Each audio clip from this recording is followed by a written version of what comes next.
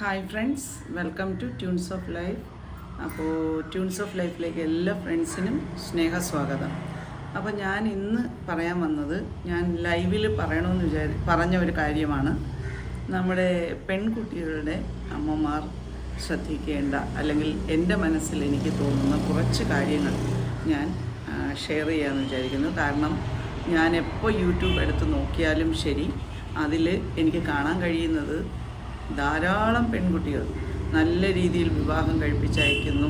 കുറച്ച് ദിവസം കഴിയുമ്പോൾ തന്നെ പ്രശ്നങ്ങളായി വീട്ടിൽ വിളിച്ചറിയിക്കുമ്പോൾ വീട്ടുകാർ എങ്ങനെയെങ്കിലും അഡ്ജസ്റ്റ് ചെയ്യാൻ പറയുന്നു. ഒരു വിവാഹമൊക്കെ കഴിച്ചയക്കുമ്പോൾ എന്തായാലും അതിൻ്റേതായ പ്രശ്നങ്ങളൊക്കെ ഉണ്ടാവുമല്ലോ വീട്ടിൽ. അപ്പോൾ അവർ പറയും എങ്ങനെയെങ്കിലും ഒന്ന് ജീവിക്കണം. അതാണ് എല്ലാ മാതാപിതാക്കളുടെ ആഗ്രഹം.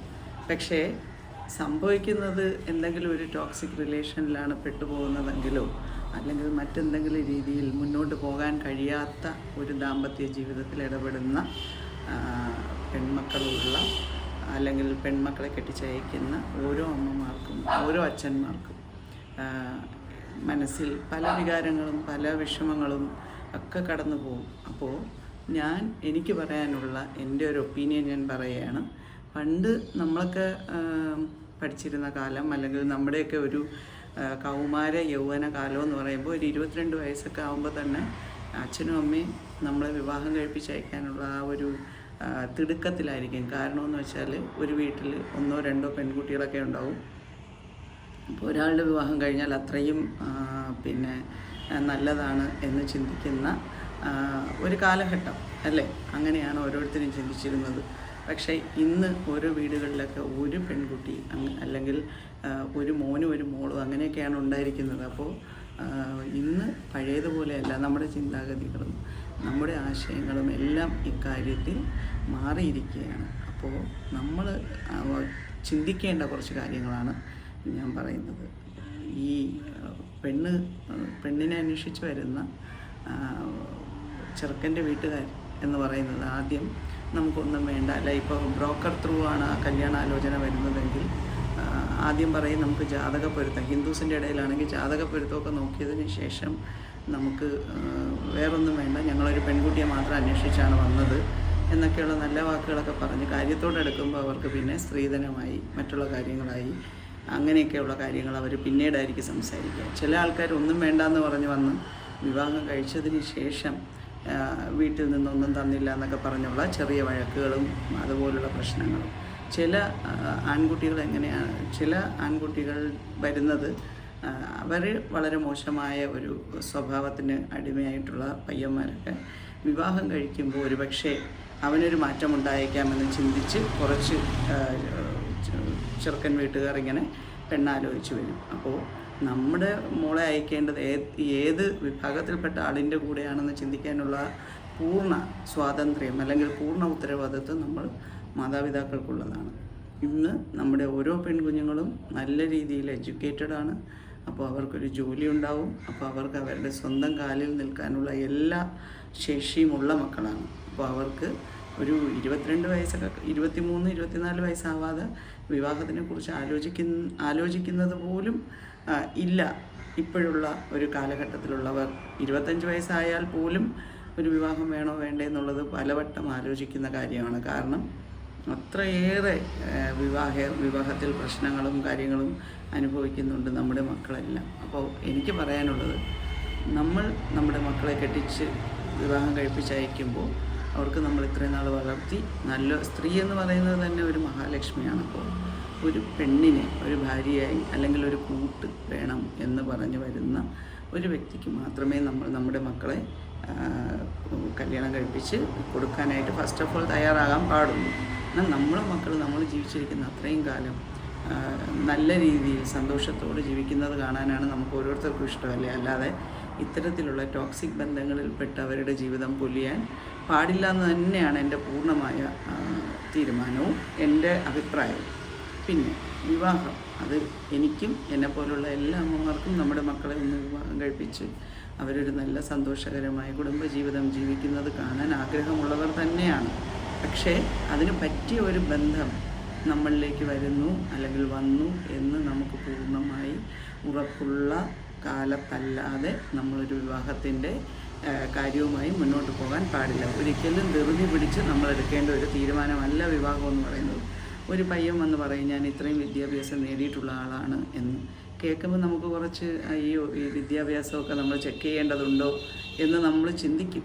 പക്ഷേ അവൻ യഥാർത്ഥത്തിൽ പഠിച്ച പയ്യനാണോ അല്ലേ എന്നുള്ളത് ഡോക്യുമെൻറ്റേഷനായി തന്നെ ചെക്ക് ചെയ്യണം. കാരണം ചിലർ ഇപ്പം നല്ല പഠിച്ച ഒരു പെണ്ണിനോട് വന്ന് കള്ളം പറയുകയാണ്, ഇതുപോലെ ഞാൻ ഇത്രയൊക്കെ പഠിച്ചിട്ടുണ്ട്. നാളെ അവർ വിവാഹം കഴിഞ്ഞതിന് ശേഷമായിരിക്കും മനസ്സിലാക്കാൻ പറ്റുന്നത് ഇവൻ അത്ര വിദ്യാഭ്യാസമുള്ള ആളല്ല എന്നുള്ള കാര്യം. അപ്പോൾ വിദ്യാഭ്യാസം ഉണ്ടെങ്കിലും ഇല്ലെങ്കിലും അത് ആ വിവാഹം നമ്മൾ ആലോചിച്ച് പോകുമ്പോൾ തന്നെ വ്യക്തമാക്കേണ്ട കാര്യമാണ്. കാരണം പിന്നീട് അത് അറിയുമ്പോൾ എല്ലാവർക്കും ഒരേ രീതിയിലുള്ള മാനസികാവസ്ഥയോ മാനസികമായ ചിന്താഗതിയോ ഒന്നുമല്ല. അപ്പോൾ അതുകൊണ്ട് അതൊക്കെ നമ്മൾ വ്യക്തമായി നോക്കേണ്ട കാര്യങ്ങളാണ്. അതുപോലെ ഇന്ന ഓഫീസിൽ ജോലി ചെയ്യുന്നു എന്ന് പറയുമ്പോൾ നമുക്ക് ഞാൻ ഇതിനു മുമ്പ് വർക്ക് ചെയ്തിരുന്ന ഒരു സ്കൂളിൽ ഒരു സാറിൻ്റെ വിവാഹം, അപ്പോൾ മഹാരാഷ്ട്രനാണ് ആ സാറ്. അപ്പോൾ സാറിനൊരു പെണ്ണാലോചിച്ചപ്പോൾ സാറിൻ്റെ ആ കല്യാണം കഴിക്കുന്ന കുട്ടിയുടെ വീട്ടുകാർ അവരറിയാതെ നമ്മുടെ സ്കൂൾ ഓഫീസിലെത്തി വിശദ വിവരങ്ങളെല്ലാം തിരക്കി എന്ന് പിന്നീട് സാറ് വിവാഹമൊക്കെ കഴിഞ്ഞതിന് ശേഷം നമ്മളോട് പറയുകയുണ്ടായി. അപ്പോഴാണ് എനിക്ക് മനസ്സിലായത്, അപ്പോൾ ആൾക്കാർ അങ്ങനെയൊക്കെ നമ്മുടെ മക്കളെ അയക്കുന്നതിന് മുന്നേ നല്ലൊരു അന്വേഷണം, നല്ല രീതിയിലുള്ളൊരു അന്വേഷണം നടത്തിയിട്ടാണ് നമ്മൾ ചെയ്യുന്നതെന്നുള്ളത്. അങ്ങനെ തന്നെയാണ് ചെയ്യേണ്ടത്. ഇപ്പോൾ ബാങ്കിൽ ജോലി എന്ന് പറയുന്നത് ഏത് ബാങ്ക് ഏത് ബ്രാഞ്ച് നമ്മൾ അന്വേഷിക്കണം. കാരണം നമുക്ക് നമ്മുടെ മക്കൾ പ്രിയപ്പെട്ടതാണ്. പിന്നെ നമ്മൾ അന്വേഷിക്കാവുന്നതിൻ്റെ മാക്സിമം അന്വേഷിച്ച് നടത്തി. എന്നിട്ടും നമുക്കറിയാൻ സാധിക്കാത്ത ചില കാരണവശാൽ ബുദ്ധിമുട്ടുകൾ വന്നേക്കാം, ഇല്ലെന്ന് ഞാൻ പറയുന്നില്ല.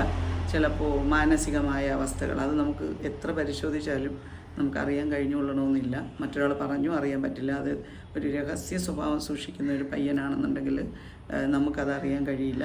അപ്പോൾ അത് നമ്മൾ കൃത്യമായി അന്വേഷിച്ചതിന് ശേഷം അയക്കുക. അതിനുശേഷം എന്തെങ്കിലും വന്നാൽ മാത്രമേ ഉള്ളൂ അത്. അപ്പോഴും നമുക്കൊരു ആശ്വാസമുണ്ട്, നമ്മൾ നല്ല രീതിയിൽ അന്വേഷിച്ചു എന്നിട്ടിങ്ങനെ വന്നു എന്ന് അപ്പോൾ പോലും നമുക്ക് താങ്ങാൻ പറ്റില്ല. പക്ഷേ എന്നാലും നമ്മൾ അന്വേഷിക്കേണ്ടത് നമ്മുടെ ഉത്തരവാദിത്വമാണ്. ആ ഉത്തരവാദിത്വത്തിൽ നിന്ന് ഒരു പാരൻസും മാറി നിൽക്കാൻ പാടില്ല. അതുപോലെ മക്കൾ വിവാഹം കഴിപ്പിച്ച് നമ്മൾ അയച്ചതിന് ശേഷം അവർക്ക് അവിടെ എന്തെങ്കിലും പ്രശ്നമുണ്ടെന്ന് നമ്മളെ വിളിച്ചറിയിക്കുകയാണെങ്കിൽ തീർച്ചയായും അതിനെക്കുറിച്ച് അറിയുകയും അതിലെന്തെങ്കിലും റിയാലിറ്റി ഉണ്ടോ എന്ന് മനസ്സിലാക്കുകയും നമ്മുടെ മക്കൾക്ക് എന്തെങ്കിലും രീതിയിലുള്ള ഒരു സപ്പോർട്ട് നമ്മുടെ ഭാഗത്തുനിന്ന് ആവശ്യമാണെങ്കിൽ നമ്മൾ തീർച്ചയായും ആ സപ്പോർട്ട് കൊടുക്കുക.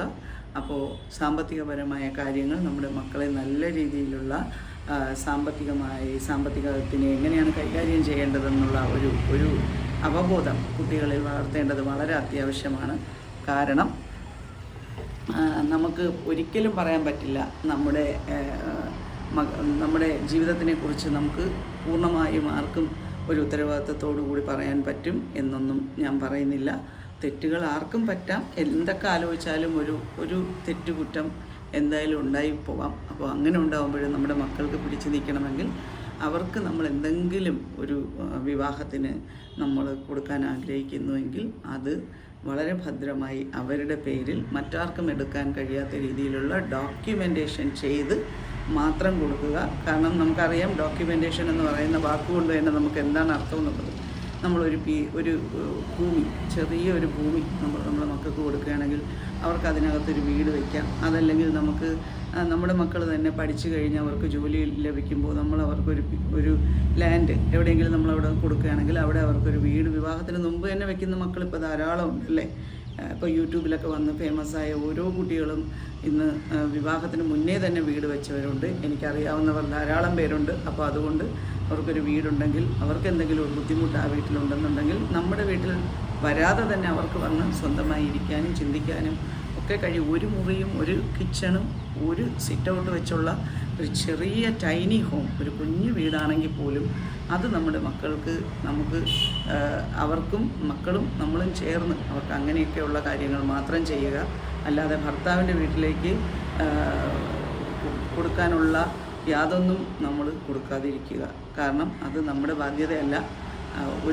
ഒരു പുരുഷന് ഒരു സ്ത്രീയെയാണ് അന്വേഷിച്ച് വരേണ്ടത് അല്ലേ, വൈഫായിട്ട്.